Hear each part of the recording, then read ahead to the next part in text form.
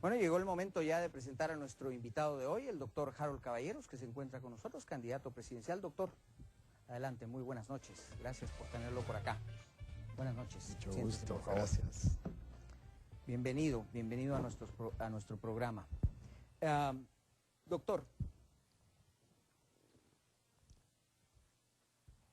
se ha hablado mucho en esta campaña de ofertas que no tienen sentido, de jingles, de cancioncitas, de cosas que no nos dicen nada acerca de las candidaturas. Usted no se nos está escapando mucho a eso. Valores, valores. ¿Según quién los valores? ¿Qué es eso de valores que usted nos ofrece? Los valores morales son aquellos que hemos aprendido en nuestro hogar, lo que nos enseñaron nuestros padres, que parten de la tradición judeo-cristiana que ha sido aceptada por nuestra sociedad. Y dentro de esos valores morales hay algunos de ellos que son especialmente importantes para la productividad de una nación. A estos los hemos llamado valores progresistas, valores como el ahorro, valores como la justicia, la certeza jurídica, el imperio de la ley, valores como, por ejemplo, el trabajo arduo, el interés en la educación. Son valores morales que tienen una traducción directa en bienestar para la población. Ahora, por supuesto, esto de alguna manera nos lleva al mensaje que ustedes representan esos valores. Pero ¿cómo podría asegurar un candidato a la presidencia de la República que todos y cada uno de los componentes de sus organizaciones políticas están realmente revestidos de esos valores, que son esos angelitos que el pueblo de Guatemala quiere para dirigir sus destinos? Hay la posibilidad de entender de que nosotros personificamos o queremos personificar esos valores. Y entonces la pregunta tendría mucha base y la respuesta sería muy difícil. Pero hay otra perspectiva que es la que nosotros queremos realmente traer a la sociedad guatemalteca. Y es el interés de todos, no de algunos, de todos, de recuperar los valores dentro de nuestra propia sociedad. Hemos llegado a valorar, por ejemplo, el dinero fácil encima del trabajo arduo. Hemos llegado a valorar nosotros prácticas corruptas en lugar de la honestidad. Y Guatemala entera, y yo creo que puedo decir Guatemala entera, menciona que se han perdido los valores. Entonces, nosotros no venimos con el mensaje de que nosotros somos esos valores. No, nosotros venimos con el mensaje de recuperemos juntos los valores. Y si nos lo permite la entrevista, vamos a entrar al tema de que nosotros proponemos que lo que realmente necesita Guatemala es un esfuerzo conjunto de todos sus miembros. Ahora, sigo con la duda. Valores, moral, etcétera. Eso me suena a algo mucho más a lo largo de los 4 años. Entonces, es una oferta que no se puede cumplir. Es una oferta que ustedes están haciendo y que no va a responder a las expectativas de los guatemaltecos. No estoy de acuerdo. No estoy de acuerdo. La oferta que nosotros estamos haciendo es propuesta concreta. Y propuestas concretas en cada una de las áreas. Y propuestas que son sencillas de entender y que además tienen un sustento económico. Porque sería fácil prometer que todos los guatemaltecos van a salir de la pobreza, sí, pero ¿cómo? Y además, ¿con qué? Entonces, las propuestas nuestras tienen un carácter de practicabilidad. ¿No falla eso en el sentido de que está fallando en nuestro país el sistema? Está fallando terriblemente el sistema. Bueno. Y que hemos pasado años de años tratando de elegir y nos vamos como un péndulo de unos a otros, tratando de buscar esos hombres con valores, esos hombres perfectos que parecieran no existir porque el arca está abierta y entonces todos meten la mano. Yo creo que en alguno de los programas de radio tuvimos la oportunidad de hablar de esto y coincidimos totalmente. El sistema no nos funciona. Eso es un hecho. Entonces, ¿por qué ofrecer valores? ¿Por qué empezar una campaña tan importante, su oportunidad de llegar a la presidencia después de que no pudo la vez pasada, empezar ofreciendo valores? Algo que también se puede interpretar desde muchos puntos de vista. Bueno, nosotros nos llamamos Visión con Valores. ¿Por qué se llama así el partido? Porque estamos proponiendo una visión concreta de conducir a Guatemala al desarrollo económico, político y social. Pero cuando usted tiene una visión, usted necesita sostenerla con unos fundamentos, con unos cimientos. Y en este caso, esos cimientos son los valores. No en este caso, en todos los casos. Se trata de una empresa, se trate de una empresa sin ánimo de lucro, se trata de una entidad gubernamental, se necesita el fundamento de los valores.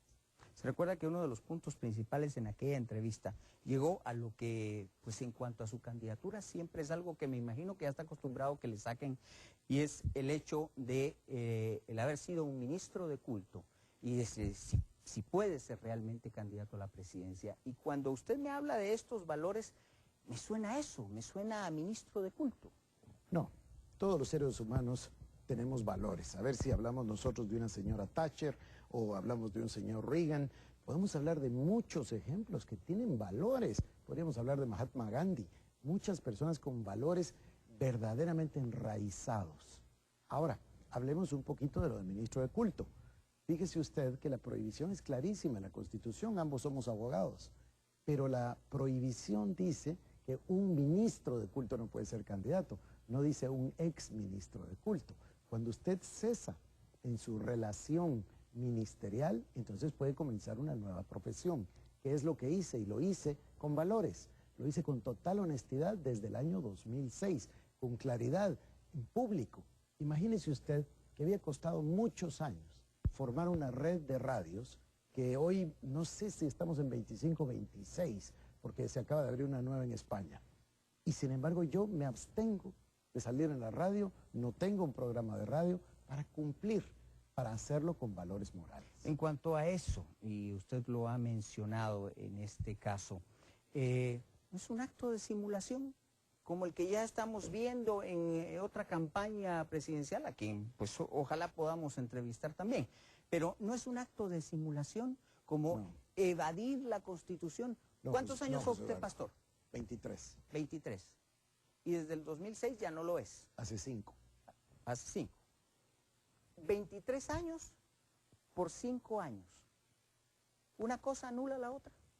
No, yo no pienso que una cosa anule la otra. Yo no estoy ni arrepentido ni estoy avergonzado de haber sido pastor. No hablemos de vergüenzas, porque eso nadie le está acusando de eso, ¿verdad? Bueno, no me está acusando. Usted me está preguntando si una cosa anula a la otra. No siento que anule. Voy a poner otro ejemplo. Yo me gradué de abogado. Justo en la graduación yo tuve una experiencia con Jesucristo que me llevó a mí a buscar el camino del ministerio, a estudiar teología, etcétera. No dejé de ser abogado. Una cosa no anuló la otra. O sea, no creo eso, realmente. La prohibición del Ministerio del Culto, en este caso, y que no puedan optar a la presidencia, es algo que viene ya centrado desde la Revolución Liberal. Y es algo que se ha ido repitiendo en nuestros mandatos legales, justamente para que no mezclemos las obligaciones morales con las obligaciones legales y el sistema. Porque eso nos trajo serios problemas, problemas. Ahí sí estoy en desacuerdo. ¿Por qué no mezclar las cuestiones morales con las cuestiones legales? Porque una cosa es voluntaria y la otra es obligatoria. Sí, porque la ley es obligatoria y la moral, la virtud de la moral es que sea voluntaria. Por supuesto, por supuesto. Pero esto es como aquella frase que oímos hace poco nosotros, o que vimos en los periódicos, de no mezclar la moral con la política. Yo ahí estoy en desacuerdo. Yo creo que la ética y la moral deben estar mezcladas con todo el ejercicio profesional. En cuanto a esto, y repitiéndole, ¿qué se encarga ahora de la iglesia? Bueno, nosotros teníamos un cuerpo de 10 pastores. Esto le hablo nosotros cuando yo era pastor. ¿Qué manda en la iglesia ahora? Bueno, un consejo de pastores, esto le iba a comentar. Dentro de esos 10 pastores, nosotros teníamos incluso a mi esposa. Mi esposa no era esposa de pastor, era pastora. Y dentro de ese grupo de pastores que el día de hoy está en la iglesia, también se encuentra ella. Pero ella misma está haciendo su transición, José Eduardo, para hacer las cosas correctamente. De la misma manera que la hice yo, está haciéndola. Y créame que es algo difícil internamente, pero hay que hacer las cosas y hay que hacerlas claras. No es me voy y regreso, porque eso sería una simulación, sino un parteaguas. Bueno, a ver, en el caso de esa otra candidatura que le decía, hay una de las cosas más discutibles en si pues esta candidata era o no funcionario público. Y estaba esa simulación y no que habían otros que dirigían. Estamos como acostumbrados a eso. ¿Cómo le podemos creer a usted que efectivamente está desligado de ser un auténtico ministro de culto después de que tuvo 23 años en esa tarea? La única manera que yo tengo, José Eduardo, es decírselo de frente, con la verdad. Le quiero decir que yo no miento. A mí me da risa, le voy a contar, esto es una intimidad, pero se la voy a contar como es. Yo he dicho 2 mentiras en la última década. A mí no me gusta mentir, no es correcto mentir. Uno tiene que decir las cosas frontales, las tiene que decir con claridad. Y lo único que a mí me ampara es que dentro de 5 o dentro de 10 o dentro de 15 años estemos aquí sentados, volvamos a tener la oportunidad y usted diga, me recuerdo que lo entrevisté, me recuerdo que usted dijo que había hecho un parteaguas y aquí está. Eso es lo que yo puedo decirle. En cuanto a sus antecesores, que también tuvieron relación con iglesia, y en este caso con la iglesia protestante, evangélica o cristiana, como usted le quiera llamar, pues no tuvieron mucho éxito en desligarse totalmente. Tanto Ríos Montt como Serrano, pues no se desligaron demasiado de eso, y había reminiscencias de eso en sus gobiernos. ¿Un gobierno suyo cómo sería en ese caso? Mire, su servidor es abogado, su servidor ha estudiado, se ha preparado en política, en economía, en seguridad, y quisiera realmente tener la oportunidad de demostrar que uno puede ser diferente. Y diferente no quiere decir que estoy juzgando bueno o malo de otras personas. Pero acá hablemos de otro tema. El general Ríos Montt, el ingeniero Serrano o Francisco Bianchi. Sí, pero él no llegó a gobernar. No llegó a gobernar, pero sí se inscribió como candidato a presidente. Sí, por supuesto. O sea, hablando del impedimento, se da cuenta. ¿Y se acuerda usted del padre Andrés Girón o se acuerda del padre Chemita? Como, bueno, no se llamaba José María Ruiz Furlán, pero todo el mundo le decíamos padre Chemita. Son ejemplos claros. Se inscribieron, no hubo un impedimento porque no hay una temporalidad en el mandato constitucional. Cuénteme una cosa, dentro de todas esas curiosidades, ¿usted fue consejero espiritual de Jorge Serrano? Yo fui pastor de Jorge y de Magda y de sus 5 hijos, sí. Consejero espiritual, no sé, porque tendríamos que calificarlo. Pastor de toda la familia, sí. A ver, ahí me deja todavía más sin palabras. Uno de los hombres más cuestionables del país, después de lo que hizo, y usted fue su consejero espiritual o de la forma que usted lo quiera llamar. ¿No es eso de alguna manera, pues es un punto negro dentro de lo que usted nos puede presentar como aspiración presidencial? ¿Ser consejero es Jorge Serrano? No, es que mire, ser pastor de la familia es una cosa muy digna y a veces a usted le tocan unos miembros que no son exactamente lo mejor. Un ministerio cristiano se dedica a la rehabilitación de drogadictos, a la rehabilitación de presos, etcétera. A veces no son lo mejor. De eso se trata la redención de Cristo. ¿Qué diría usted de ese gobierno? Ahora, el gobierno en sí no fue para nada parte de mi actividad. A mí me sorprende que me cuentan cosas del gobierno, otras personas que lo vivieron, sean del mismo partido de otros, y yo permanecí totalmente ignorante porque estuve ajeno a esa área. Ahora, el gobierno en sí tuvo un fruto que es bien conocido por todos y no fue positivo. Usted en recientes declaraciones ha dado pues otro par de declaraciones que son de alguna manera bastante controversiales. Y es el tema número 1 de la legalización de las drogas. No le voy a cuestionar si eso es remedio o no para el narcotráfico, porque yo estaría de acuerdísimo con usted, y creo que usted lo sabe. Pero voy a preguntarle acerca de esto. Venir y ofrecerle a la gente ese tipo de cosas, como lo que yo le estoy hablando del tema de los valores, es levantar falsas expectativas. La legalización de las drogas no la puede hacer Guatemala de motu propio. Estoy en absoluto de acuerdo. Pero yo no ofrecí nada, José Eduardo. La señora Patricia Janot preguntó quiénes estarían de acuerdo con la legalización de las drogas y yo levanté mi mano y di mi versión. La mía seguro que es igual a la suya. Nosotros no somos productores, no somos consumidores y estamos poniendo los muertos. ¿Por qué? Por esa palabrita, narcotráfico. Porque estamos en una posición geográfica privilegiada y tienen que pasar por aquí. Pero el consumo de la droga no es aprobable de ninguna manera, ni estoy yo abogando por el consumo. Yo lo que le dije es que yo estoy de acuerdo en que los países que lo consumen lo legalicen de manera que no pongamos los muertos. Ese es todo mi argumento. En cuanto a eso, llegado usted... Y usted... no lo ofrecí, ¿se da cuenta? Guatemala no es jugador para lograrlo. Lo que pasa es que uno puede pensar, uno puede razonar y puede estar de acuerdo o en desacuerdo. Y yo, en este caso, y estoy entendiendo que usted también, estamos de acuerdo.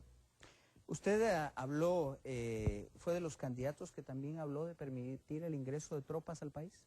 Mire, esa fue una pregunta de la señora Janot, diría yo que un poquito desafortunada. Voy a retroceder al primer foro que hubo, que fue de las agencias de seguridad privada, donde yo lo propuse. Y lo propuse de esta forma. Usé la palabra impulsar. Yo no sé si usted leyó a un connotado jurista guatemalteco que se llama Gabriel Orellana en su columna hace un par de días. Sí, uno de los abogados de Ríos Montt y también de Alfonso Portillo.